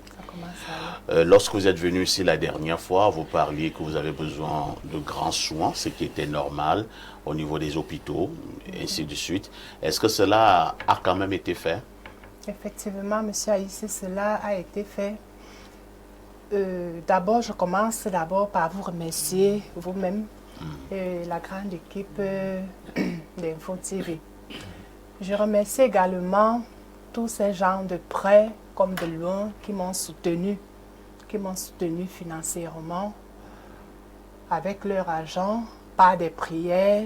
Je vous remercie énormément. Cet argent m'a beaucoup aidé parce que j'étais presque mourante. J'étais mourante et cela m'a permis de me rendre à l'hôpital général de Yaoundé où j'ai eu à subir beaucoup d'examens. Beaucoup d'examens à vue d'œil. Quand on me voyait, on disait que j'étais déjà au stade terminal, machin. Mais Dieu merci, les résultats des examens ont prouvé le contraire. Et ils m'ont dit que je pouvais encore me relever. La preuve en est qu'aujourd'hui, je marche déjà de moi-même. J'ai déjà un peu de force. Et si je suis là, c'est vraiment pour remercier tous ces gens. Je vous remercie énormément. Parce que si ça n'avait été vous, je ne serais plus. Je ne serais plus. D'accord. Donc, Marie-Louise Essengue a voulu revenir ce matin, dire merci à toute cette grande communauté de téléspectateurs et téléspectatrices du Cameroun et même à travers le monde, cette grande communauté qui a apporté son soutien pour ses examens, pour ses médicaments. Et elle avait même des problèmes, même pour manger. Hein. Elle n'avait même pas à manger. Donc, elle dit merci ce matin. Mais comme nous disons dans notre jargon, hein, la main qui reçoit en demande. La preuve en est que vous n'êtes pas encore guéri de cancer. Je présume que vous avez encore besoin de continuer à prendre des remèdes, continuer dans le suivi médical, la chimio et tout ce qui va avec. Qu'est-ce que vous demandez encore à ces téléspectateurs ce matin? Ok, merci une fois de plus.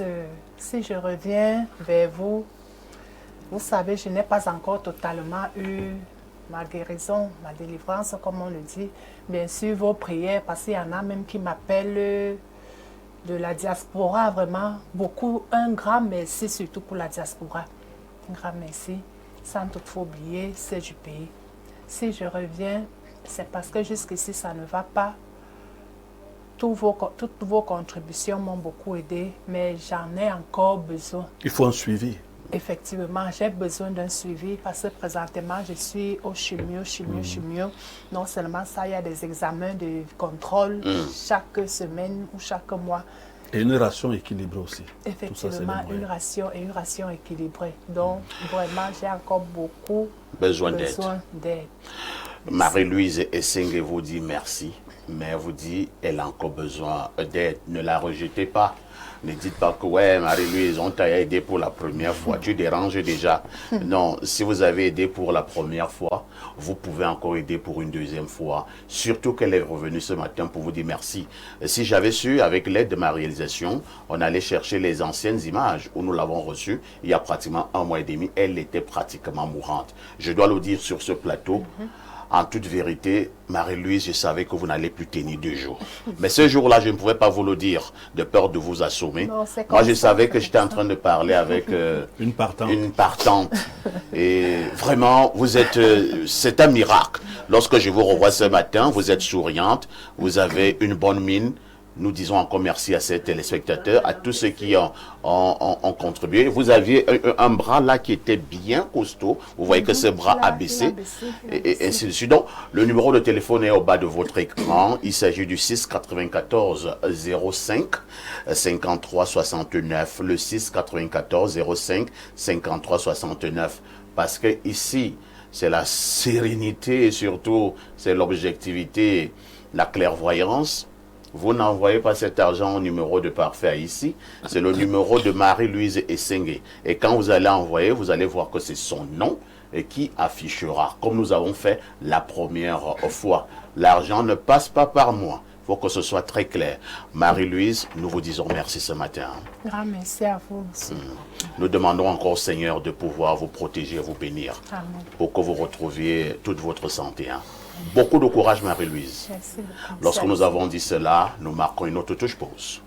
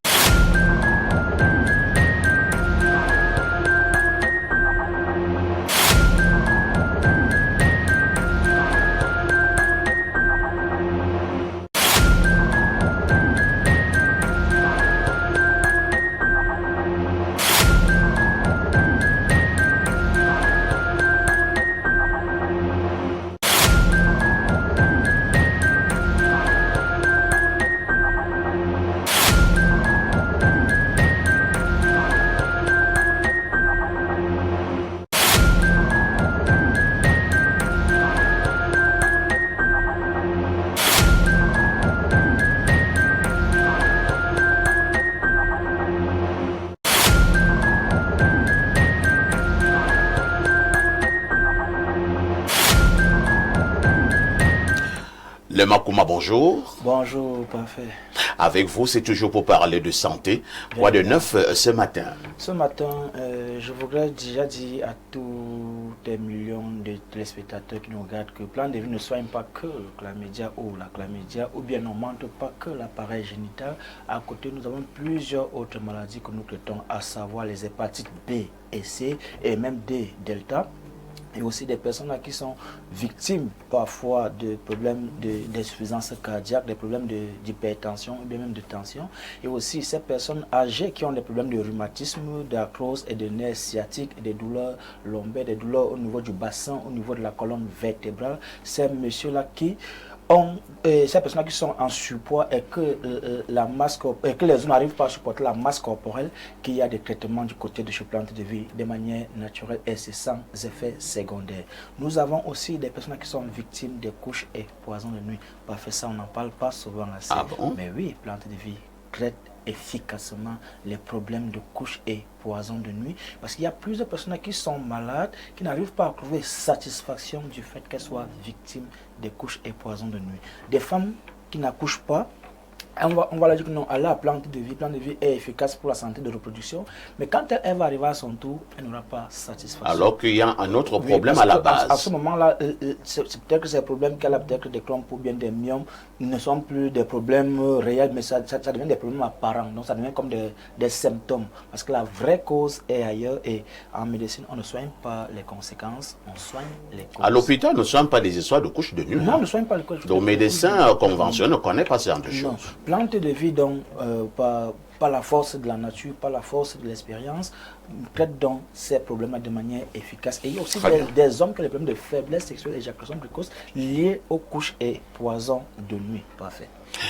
Nous sortons par le produit à succès, hein, ce produit qui fait couler beaucoup d'encre et de salive depuis quelques mois à Yaoundé et un peu partout.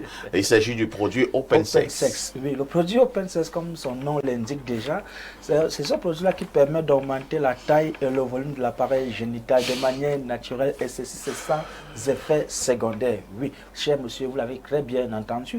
Donc ne soyez plus frustrés du fait que la nature n'a pas été assez généreuse envers vous. Et à côté, disons, aux parents et à nos parents de ne plus pratiquer la circoncision précoce parce que c'est l'une des causes principales du petit appareil génital. Et aussi à côté, arrêtez de faire porter des caleçons trop serrés à vos petits bambinos à la maison parce que cet appareil n'a pas besoin de soutien, il a besoin d'être libre pour pouvoir mieux se développer. C'est pourquoi on va constater que dans certains pays, dans certains coins du pays, certaines personnes sont normalement constituées et dans d'autres coins du pays, ça laisse à désirer. Parce qu'il y a des mauvaises habitudes qu'on a parce que elles ne sont pas bonnes ces habitudes. Alors pour nous allons chercher des gants. Hein. Enfin, ici, laisse-moi dire.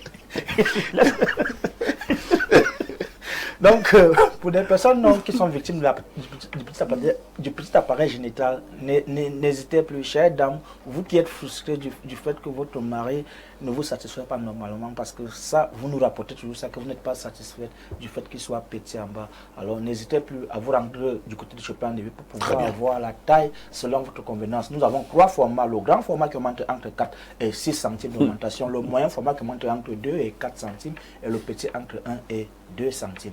Yaoundé, Douala, partout dans le monde entier. Nous sommes disponibles. Merci le Makoma pour cette autre séance d'information sur le plan sanitaire. Nous nous disons à très prochainement. Merci beaucoup, grand frère. 10h, 11h52, Espace Mini.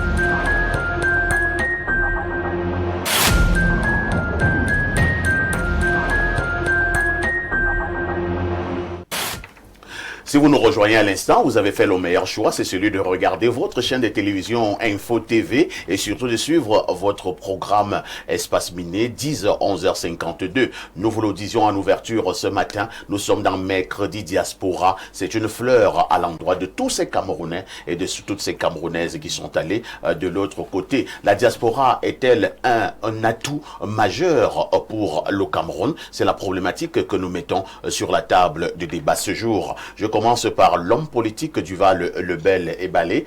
Duval, nous parlons tous les jours de ces diasporas. Ce matin, nous voulons savoir si c'est un atout, et j'ai ajouté majeur, pour le Cameroun, ou alors, il faut bien analyser la situation. Alors, ce matin, je suis venu avec une image que je voulais faire partager. Je ne sais pas si le réalisateur, je lui ai envoyé ça, parce qu'elle est très déterminante dans ce que je vais dire. Je ne sais pas s'il peut avoir ça. En fait, avant peut-être qu'il n'envoie l'image, c'est un Camerounais qui actuellement vit aux États-Unis. Et qu'est-ce qu'il fait aux États-Unis? Il travaille à la maison, au bureau ovale. Ah, chaque à la matin, présidence. Je dis bien bureau ovale. Chaque matin, il arrive dans le bureau, il trouve le président et tout le staff. Son travail, c'est quoi? Il impose les mains sur le président. Ah bon? Il impose sur tous ceux qui sont autour du président. Il impose sur son épouse. Et il impose sur les emblèmes de la nation. C'est un Camerounais. Un Camerounais. Que vous connaissez. Et l'autre image que j'ai envoyée, on le voit faire le même travail sur Poutine, en Russie. C'est quelqu'un que nous connaissons tous, qui était ici au Cameroun, qui a travaillé à la Ligue professionnelle de football. On l'appelle Armand Diok. Je ne pense pas qu'il a 10 ans aux États-Unis. C'est un sorcier. Mais Dieu lui a donné... C'est un homme de Dieu. C'est un initié. C'est un guide spirituel. Mais vous vous rendez compte que celui qui impose les mains à l'homme le plus puissant du monde est un Camerounais. C'est-à-dire que quand il doit commencer le travail le matin, quand il a des grandes décisions à prendre, quand il a des grands décrets à signer, il le consulte, il lui impose les mains. C'est un Camerounais. Alors, quand j'ai vu ça passer, c'est un ancien camarade du lycée classique et moderne de Garoua, pour saluer tous les anciens camarades. Je lui ai dit, mais Armand, ce que tu fais là, comment ça peut être utile à notre pays? Vous savez, lorsque quelqu'un est un guide spirituel, vous imaginez un peu, lorsque quelqu'un a le pouvoir d'imposer les mains à ses puissants, ça veut dire que, je lui ai dit, il y a quelque chose que tu peux faire pour le Cameroun. Vous savez ce qu'il m'a dit? Non. Il m'a dit, mais il faut que le Cameroun se prenne d'abord au sérieux. J'ai dit, comment? Il m'a dit qu'il se prenne au sérieux. Si le Cameroun, si les gens sont sérieux au Cameroun, on peut faire des choses au Cameroun. En fait, voilà quelqu'un qui est aux États-Unis, qui peut aider le Cameroun, pas en venant peut-être prier sur notre chef d'État, sur nos ministres, mais en mettant... Un homme qui n'en a pas besoin. Voilà, en mettant sa proximité. Parce que vous savez, la diplomatie est à plusieurs dimensions. Il y a une diplomatie réelle, qui est officielle. Il y a aussi des diplomaties où, s'il le fait, s'il a cette capacité d'imposer les mains au président des États-Unis, il dit, j'ai les photos et quelques qu'il m'envoie souvent. Et qu'est-ce que j'ai fait? Quand j'ai fini de causer avec lui, il lui a dit, on va essayer de voir si le Cameroun peut profiter de cette proximité-là. J'ai pris ces photos, j'ai envoyé. Vous allez m'excuser, hein. Vraiment, j'enlève la casquette. On ne va pas les montrer. Hein. Oui, j'enlève la casquette de politicien là. Parce qu'il faut quand même dire la vérité aux gens. J'ai envoyé ça à certaines personnalités. J'ai dit, voilà un Camerounais. Cette proximité qu'il a, est-ce que ça ne peut pas nous être utile? Surtout que lui avait demandé que, dis-moi un peu, vous parlez souvent du Cameroun? Il dit, mais bien sûr. Et il me dit qu'il y a des délégations qui partent souvent du Cameroun parce qu'ils veulent rencontrer Trump. Ils arrivent, ils sont calés au niveau des collaborateurs de Trump et ils rentrent. C'est-à-dire que on veut faire une diplomatie. Et après, on vient nous dire qu'ils ont rencontré Trump. Jamais, il me dit non, jamais rencontré. Mais lui, chaque matin, il a la proximité d'aller prier, d'aller me poser les mains. Parce que quand, dans un pays sérieux, quand on a un enfant pareil, parce que n'attendons pas seulement à avoir des diplômés, des gens qui sont sortis les bacs plus 50. Les bacs plus 50, comme l'autre, comme Samuel a dit dernièrement. Chacun peut être utile pour notre pays.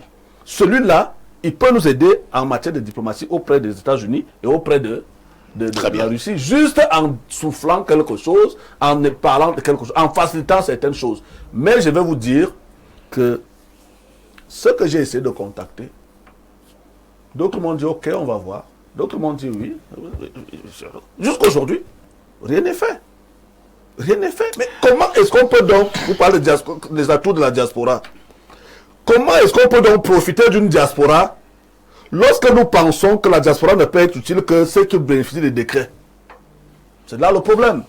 Merci. Ou bien il faut jouer, peut-être une diaspora qui joue au football, ou alors Francis Ngannou, mais chacun à son niveau, il faut savoir utiliser chaque diaspora à son niveau pour qu'elle soit utile à notre pays. C'est par là que je voulais entrer. J'avoue, Duval et Balé, que vous êtes entré avec une information que moi-même je n'avais pas. Je vous donnerai son numéro. Si ce monsieur est camerounais, c'est un atout majeur. Et je passe la parole à monsieur Tchamba. La diaspora est-elle un atout majeur pour le Cameroun? Mais vous savez, avant de répondre à votre question, je vais appuyer sur un bémol que Duval a donné dans son propos. Il dit que quand il s'est tourné vers cet ami-là, il lui a dit qu'il faudrait que les Camerounais soient sérieux. Je crois que c'est le nœud du problème. Et le nœud du problème, je vais aller un peu très haut. Vous savez, c'est une question d'énergie. Dans certains milieux, on aurait dit d'égrégore.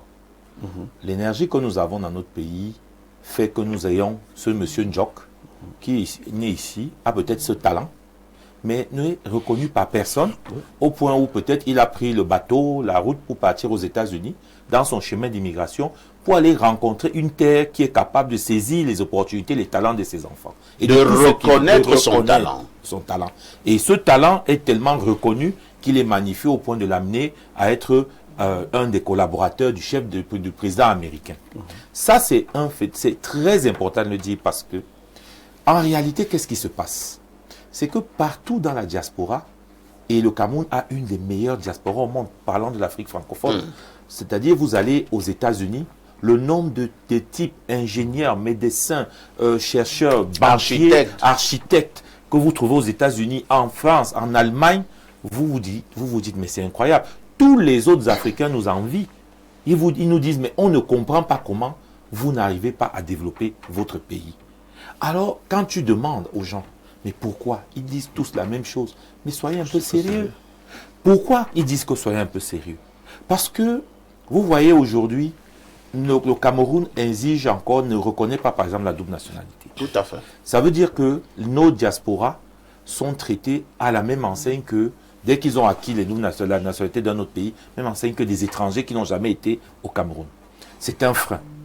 Vous voyez les habitudes. Moi, je connais plein de projets de Camerounais qui sont venus avec des partenariats et des projets qu'on a rejetés parce que qui voulaient un petit bac chiche, etc., etc. Souvent même simplement de la jalousie. Ouais.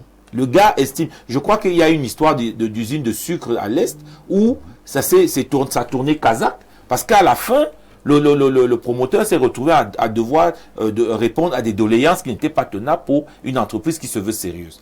Donc je crois que le nœud est là. Il faut être sérieux. Maintenant, qu'est-ce qui se passe? Nous avons dans notre pays construit un lac ou un fossé entre notre diaspora et se rester au pays. Comme un mur de défiance. Hérité peut-être de notre histoire, parce que l'histoire de notre diaspora, elle est faite aussi de nos luttes pour l'indépendance. Parce que la première grande diaspora camerounaise, c'est celle qui est partie du Cameroun parce qu'elle fuyait la répression pour l'indépendance. Et c'était cette diaspora qui s'est installée dans les pays voisins, même au RDC et puis à Conakry. Donc il y a eu cette construction de notre État sur un imaginaire d'une diaspora frondeuse, une diaspora qui est toujours une diaspora d'opposition. Or, ce n'est pas toujours vrai. Et ensuite, il y a eu la diaspora de l'école, des études.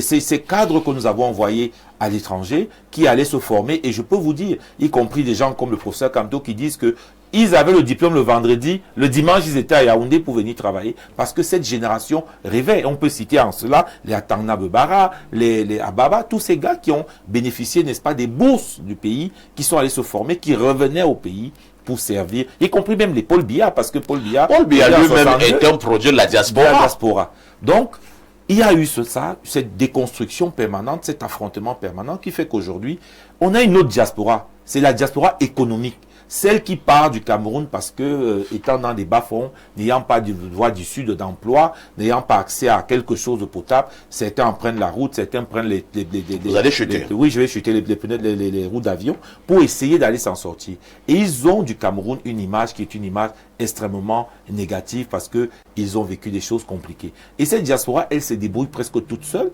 n'étant pas accompagnée par nos représentations consulaires véritablement, se débrouille. Elle réussit à percer. Et quand nous, aujourd'hui, on leur dit, il faut venir contribuer, la question est, est-ce que vous êtes devenus sérieux? Alors, est-ce que nous sommes sérieux? Est-ce que nous sommes attractifs? Nous parlons de faire venir des investisseurs étrangers. Je rappelle que la diaspora, en termes d'échange, fait venir au Cameroun, en termes d'aide familiale, par les différents canaux, 300 milliards par an. Ça, c'est les chiffres de 2024. Cela veut dire qu'au lieu qu'on réfléchisse à séduire les Chinois, on pourrait mettre en place des politiques qui permettent de séduire notre diaspora et de la ramener au pays en mettant en place des mécanismes de facilitation. Par exemple, il faut lever le verrou de la double nationalité. Il faut leur permettre de participer à la vie, notamment la vie politique, au moins au niveau local. Ces gens-là construisent des maisons dans des villages, aident des familles et ils pourraient, à un niveau peut-être moindre, participer justement à l'économie, à la vie politique, à la vie sociale. Donc je pense que tout cela est un plaidoyer qui doit être mené. Et il est mené depuis des années. Et il faut dire, permets-moi parfait, il faut dire que le président Biya a promis il y a plus de 25 ans à la diaspora que ces questions auraient été réglées. Il y a même eu des démarches qui ont été amorcées, mais toujours elles ont été sabotées par des gens qui n'ont pas compris que le monde aujourd'hui se veut ouvert et interconnecté et que nous ne pouvons pas nous priver de cette intelligence, de cet talent qui, même si quelquefois crée des débordements, reste pour la plus grande majorité des gens très sérieux et capables d'apporter un véritable souffle à notre pays. Merci pour ce qui a l'air d'une véritable plaidoirie. Nous passons la parole à Martial Zouamanga. Martial, est-ce qu'au finish, il n'y a pas un problème de jalousie quand même au Cameroun? C'est-à-dire, ceux qui sont restés au pays font de la jalousie à l'endroit de ceux qui sont partis. Je pense que M. Tchambala a relevé tout à l'heure, ils sont nombreux les Camerounais qui ont souvent eu des très grands projets. D'autres sont venus ici au Cameroun. Il a le projet, il a le financement, mais certains jaloux bloquent. Et d'autres, parce qu'ils ne voient pas leur part, ils bloquent également le dossier. Est-ce que nous ne sommes pas en train de tuer les atouts de ces nombreux Camerounais de la diaspora? Et effectivement, le problème aujourd'hui, c'est que on a une élite locale,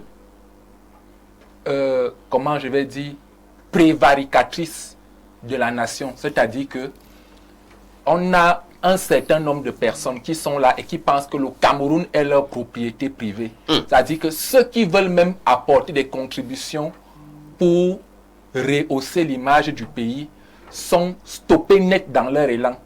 Je vous raconte quelque chose que j'ai vécu il y a 3 mois, 4 mois. J'ai travaillé sur un projet où un monsieur, un Camerounais qui vivait en Europe, a eu un partenariat avec les Coréens. Et les Coréens voulaient construire une centrale de 1000 MW en énergie solaire. Il est venu ici, il a acquis un site du côté de Mengang et tout. Chercher les autorisations, réaliser toutes les études financées par les Coréens. Mais depuis des années, ce projet n'a jamais eu un accord. Et avec la médiation d'un ami qui se trouve du côté de la République centrafricaine, ce projet est en train d'être réalisé du côté de la République centrafricaine. Vous êtes sérieux là? L'accord a été donné exactement le jour du 15 août. Monsieur Manga, vous êtes sérieux là? J'ai travaillé, c'est un projet sur lequel j'ai travaillé et ce projet est en train d'être réalisé en RCA actuellement. Incroyable. Je peux citer son nom. Ce projet est en train d'être réalisé en République centrafricaine actuellement. Les accords ont été donnés par les ministères de tutelle, ministres qui s'occupent des questions énergétiques, le 15 août. Du côté de la RCA. Du côté de la République centrafricaine. Et ce projet a abouti, est en train de progresser par ma médiation parce qu'il avait un certain nombre de difficultés. Je lui ai dit non, je connais quelqu'un, j'ai un ami qui est proche des autorités centrafricaines. Je te donne son contact, tu vas là-bas, il va te conduire auprès des autorités centrafricaines. Ce projet est en train d'être réalisé là-bas alors que les études ont été faites ici, au Cameroun, depuis au moins 2020. Les dossiers ont été déposés, mais ça bloque. Pourquoi? Parce que certains se sont appropriés le Cameroun. Donc aujourd'hui, nous n'avons qu'à nous en prendre à cette élite méchante, à cette élite. Je ne suis pas en train de pointer un doigt accusateur contre quelqu'un, mais je suis en train de dire quelque chose que j'ai vécu, puisque on s'est rencontrés au début de cette année. Il m'a montré la documentation. Voici les études qui ont été réalisées. Il a un site de 100 hectares à Mangang, où on devait faire cette centrale solaire. Mais les accords ne sont pas donnés. On se demande ce qu'on veut. Nous n'avons pas encore atteint l'autosuffisance énergétique. C'est vrai que la quantité d'énergie que nous produisons à l'heure actuelle permet que tout le Cameroun soit éclairé puisque nous exportons de l'énergie. Mais normalement, avec le potentiel hydroélectrique que nous avons, le potentiel au niveau de l'ensoleillement du Cameroun, ce projet est en train d'être réalisé. Les accords ont été donnés, les quitus ont été donnés pour commencer les études du côté de la République centrafricaine. Donc, voyez à quel niveau cette élite peut travailler, c'est-à-dire, c'est comme on dit au football, marquer contre son propre camp. Donc, aujourd'hui, nous avons donc cette élite-là qui confisque les choses. Si je ne mange pas, rien ne va se faire. C'est un niveau de méchanceté, c'est un niveau de c'est même à la limite du satanisme. Le seul mot, c'est du satanisme. Je voudrais ajouter de l'eau dans son... Oui, du Parce qu'il parle d'énergie électrique. Oui. Moi, je veux vous parler de l'eau. Parce qu'aujourd'hui, le directeur général de Cameroun est en train de conduire un très grand, vaste projet pour la production Monsieur Moussa. En eau potable, oui. Où il a fait beaucoup de progrès. Mais en 2013, pour aller dans le sens de ce qu'il dit, je reçois, à l'époque, j'étais encore dans un radio qu'on appelait Youfourédiou. Je reçois une Camerounaise qui vit au Canada, Hortense. Hortense travaille au Canada dans une société qui s'occupe justement de l'eau dans les pays, les pays africains et tout, en Asie. Et dans la société où elle travaille, cette structure, on reçoit un dossier qui vient du Cameroun, où on demande de financement pour venir donner de l'eau aux populations ici. Et on lui code le dossier. Elle dit, mais ça c'est mon pays. Et elle favorise tout. Elle parvient à faire que le financement ne soit plus remboursable. Qu'on donne même, que ce soit comme on donne. Et elle voyage, on la voit en mission au Cameroun. Elle est très fière. Oui, parce que elle a commencé à jouer le dossier étant là-bas. Maintenant, il est arrivé au moment où il fallait maintenant signer tous les accords. La concrétisation. On l'envoie, donc elle vient. Vous savez pourquoi elle vient me voir en 2015 à la radio? Non. Parce que lorsqu'elle arrive, bizarrement, toutes les portes lui sont fermées. Je dis, mais on était en contact avec des ministres, des gens pour ce projet. Pourquoi quand j'arrive au Cameroun, on m'envoie au Cameroun, je n'arrive à rencontrer personne? Au plus, elle vient me voir, je dis ok, j'engage la médiation et puis nous parvenons à rencontrer le ministre des Finances et le ministre des Finances à l'époque. Mais si je vous dis ce qui était devant nous, on s'est rendu compte que comme elle avait réussi à faire que le projet soit non remboursable, ça a dérangé les Camerounais.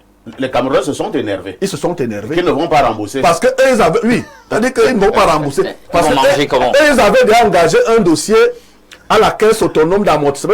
C'est ça que j'avais été au courant que lorsqu'ils font les crédits et tout, il y a un montant que le Cameroun, qu'on doit bloquer à la caisse autonome d'amortissement, quelque chose comme ça.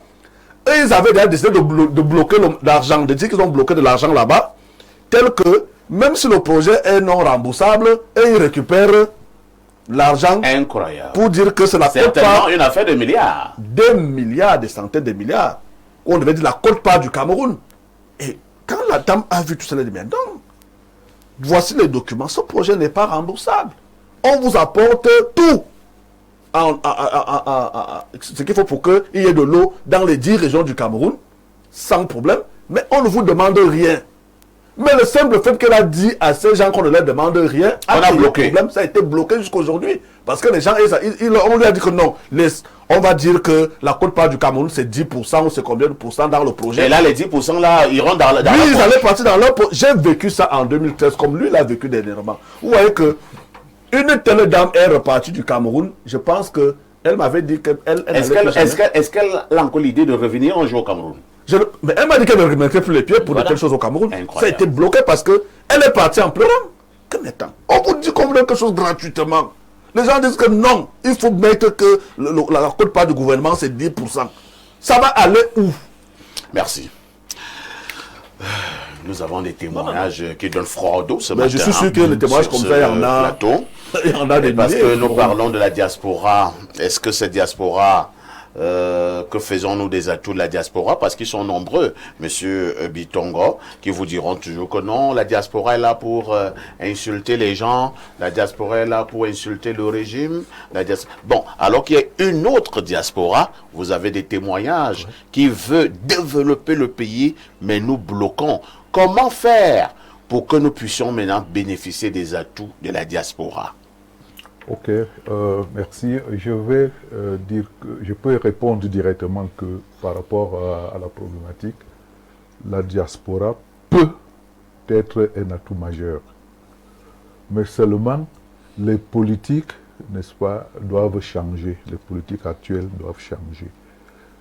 Tant que les politiques n'encouragent pas cette diaspora-là à être véritablement utile à notre pays, elle sera comme nous la voyons là. C'est-à-dire que tirer sur le Cameroun, faire ci, faire ça. Et la première chose que dans notre parti, le SDF, nous avons souhaité, nous n'avons pas souhaité seulement la double nationalité, nous avons souhaité la multinationalité, parce que c'est un atout. Au Cameroun, qu'est-ce qu'on fait? Nous soupçonnons le mal en premier, nous soupçonnons le mal, c'est-à-dire nous, l'État, ça veut dire nos gouvernants disent que si on donne une double nationalité, il fait des mauvaises choses ici, là, il va tourner et se faire protéger par sa autre nationalité. Et ouais, c'est ça que j'appelle soupçonner le mal. Alors, tous ces autres pays où il y a multinationalité, ils évoluent leur diaspora, font des choses vraiment fantastiques, comme la nôtre est capable de le faire. Et vous voyez, si les Camerounais, n'est-ce pas, aujourd'hui ont cette possibilité d'aller et de venir dans leur pays avec cette multinationalité-là, ils vont changer de mentalité. Ils vont changer de mentalité. Mais tant que nos gouvernants, comme ce que vous avez dit là aujourd'hui, c'est des personnes, il y a beaucoup de jalousie dedans, beaucoup de méchanceté même, parce que, et puis aussi, ils sont un peu, beaucoup de cupidité dedans. Et il me souvient, j'étais jeune, ça c'est des affaires, j'étais pas très jeune, il y a près de 30 ans, il y a près de 40 ans, un aîné avait réussi à avoir des partenaires américains. Cohen avait été ministre aux États-Unis. Cohen et lui s'étaient associés pour venir, quand on avait fermé Kamsuko, quand on avait fermé Kamsuko, Kam était resté seul, il voulait donc venir faire une plantation, venir faire la canne à sucre au Cameroun. J'étais de ceux qui étaient allés l'accueillir. Vous voyez, quelqu'un qui déplace un jet privé pour une transaction comme celle-là. Et quelles sont les conditions qu'on leur a posées ici là? Une des pontes du pouvoir avait exigé, n'est-ce pas, qu'il soit actionnaire. Parce que cette ponte-là avait la signature. Il avait la signature. l'Américain, Cohen a refusé. Et puis cette année-là aussi, comme c'était un orgueilleux, et surtout qu'il avait déjà eu un coup pareil. C'est-à-dire quoi? Il était venu avec un projet turc, n'est-ce pas, de la construction de maisons préfabriquées. Un beau projet. Vous pouviez avoir une maison à 3 millions de francs. Fini, hein, les maisons préfabriquées. Hein, le minimum, c'était 3 millions de francs. Mais on a torpillé ce projet-là et puis il n'a pas pu voir le jour. Donc nous vivons dans une société... On devait acquérir une maison à 3 millions. À 3 millions de francs, oui. CFA. Préfabriquée. Et la maison se montait en 3 jours. Oui. Mais on a bloqué. On peut encore lancer ce projet. Malheureusement, ce monsieur-là est décédé aujourd'hui. Paix à son âme. Il est décédé aujourd'hui. Et aujourd'hui, on vous fait des logements dits sociaux qui coûtent les 60 millions. J'ai des prospectus de ça aujourd'hui à la maison. Si j'avais cet esprit bienveillant de cet homme-là, je pouvais récupérer... Et même l'exécuteur en privé. Oui, je pouvais récupérer le projet. Alors, donc, nous sommes dans... tant que nos gouvernants, n'est-ce pas, font ce qu'ils font là, c'est-à-dire que plein de petits jaloux, plein de petits aigris, n'est-ce pas, dedans, plein de petits cupides, des petits, à la limite même des gangsters, notre diaspora va être comme elle est là. Vous voyez, même quand ceux qui viennent, en tout cas, ceux qui nous gouvernent et qui partent là-bas, je me pose la question souvent de savoir qu'est-ce qu'ils partent faire là-bas. Vous voyez un peu, l'environnement joue un très grand rôle dans la culture de quelqu'un.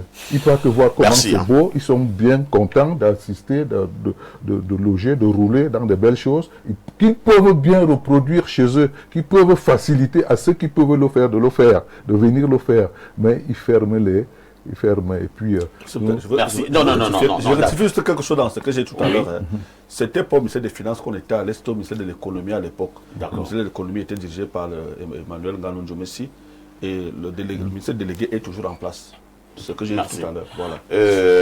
Alain Doc, ce matin, nous avons des larmes aux yeux lorsque nous écoutons ces témoignages vivants. À cette allure, est-ce que le Cameroun peut être émergent à l'horizon que vous et moi nous connaissons, 2035? Non, absolument pas. Et ça n'a rien à voir avec les présentes problématiques liées à la diaspora. On sait bien, pour ceux qui sont les technocrates sur le sujet ou qui s'intéressent à la perspective du développement ou à l'état des lieux du développement du pays, nous savons que nous ne serons jamais émergents en 2035. C'est pas possible, il faut oublier ça. Vous pouvez quand même faire une projection. Le Cameroun peut être émergent en quelle année? Non, tant qu'il y a une engeance, d'accord, totalement mafieuse, vampirisant les énergies du pays, ça ne peut pas être possible. Et je vous dis, on ne peut pas parler de la situation présente du pays sans évoquer l'aspect spirituel. Parce que tout se joue d'abord dans l'aspect spirituel. Tu m'as montré tout à l'heure les photos de notre présumé compatriote. Justement, vous savez que Trump est en train de mener une espèce de théopolitique au niveau des États-Unis où on invoque beaucoup l'aspect Dieu, patati patata, pour légitimer un certain pouvoir. J'ai constaté au travers des emblèmes et des représentations que j'ai vues tout à l'heure que le compatriote ou le présumé compatriote en question est de cette forme justement de la religion de Trump. Vous savez, dans son livre autobiographique, The Way to the Top, il avoue là-bas qu'il a été initié à la Kabbale. Et pas un maître kabbalistique, un rabbin appelé Ethan Yardeni. Alors, c'est un fait. On a quelqu'un qui est un leader spirituel dans ce mouvement qui encadre la présidence de l'homme, dit-on, le plus puissant du monde. Bien. Vous savez, on n'a pas besoin d'interpeller le monsieur. S'il était fier de son pays, personne ne l'interpellerait, il commencerait déjà au travers de... On appelle ça quoi? Le soft... Une influence... Voilà, le soft power. C'est-à-dire, il mènerait déjà des tractations en sourdine pour redorer l'image de son pays, pour promouvoir son pays, pour marketer son pays au devant de la scène, au devant de la personnalité qui est la première personnalité politique du monde, sans qu'il y ait même une interpellation particulière. Vous savez pourquoi il a dit, le présumé compatriote en question, il faut d'abord que vous preniez au sérieux. C'est un aveu qu'il se détache de ce qui est en train de se mener comme politique ici. Parfois, j'ai dit sur certains plateaux ici qu'on parle, parfait, tu le sais, tu m'as souvent repris, tu me dis non, ne dis pas ça. Tu ne vas pas aller jusqu'à dire qu'on n'est pas un pays sérieux. Mais voilà que ça ressort. Il dit, il faut déjà que vous-même, vous preniez au sérieux. Ça veut dire que la gouvernance qui se mène pour le moment au niveau du pays, on ne la considère pas comme une gouvernance sérieuse, une gouvernance à l'image du potentiel dont regorge le pays, une gouvernance qui contribue et qui travaille à satisfaire les aspirations du plus grand nombre. Donc le produit n'est pas vendable à tel point qu'on a même honte, en réalité, d'en parler. Il y a donc un déni de s'assumer même en tant que Camerounais. C'est ça le problème. Et tel que les choses sont, plusieurs de nos compatriotes dans la diaspora ont honte du pays. C'est-à-dire honte de ce qui s'y passe. Ils sont très agacés au regard de ce qu'ils savent qu'ils représentent. Eux, en tant que potentiel intellectuel, technique, financier, matériel, qu'ils voudraient apporter au pays. Et les réponses, les réactions qu'ils doivent endurer, échouer au niveau du pays, et la situation présente, ils ne savent plus à quel sont se vouer. Il y a une ire, en réalité, qui anime cette diaspora-là, liée à sa frustration. Et je peux croire que les dernières intentions du vote sont là pour l'illustrer. Je peux vous assurer qu'on pourrait tourner le dos au FMI, à la Banque mondiale, en ouvrant simplement les vannes de la multinationalité, de la double nationalité si vous voulez, et donner la possibilité véritablement à notre diaspora qui se distingue et qui est respectée ailleurs, de se déployer et d'intervenir au premier plan dans le développement de ce pays. Le problème, c'est ceux qui gouvernent, cette engeance qui gouverne et qui a décidé de tenir le pays en otage, tout simplement. Merci Alain. Donc repartons au pas de course au niveau de notre messagerie qui explose comme d'habitude. Bonjour le plateau, je suis Solange de Fougerolles et il y a également le cas de Ben Modo. Un autre message, celui-là nous vient du 213, c'est l'Algérie. Bonjour, perfecto. La position cosmique et spirituelle du Cameroun sur la terre fait en sorte que toute personne qui naît sur ce territoire naît avec une étoile spéciale. Le Camerounais a un talent naturel et inné. Après l'information que Duval vous a donnée, je dois vous ajouter une autre information. Perfecto, est-ce que vous savez que celui qui a créé la biométrie pour les cartes nationales d'identité en Allemagne est un Camerounais?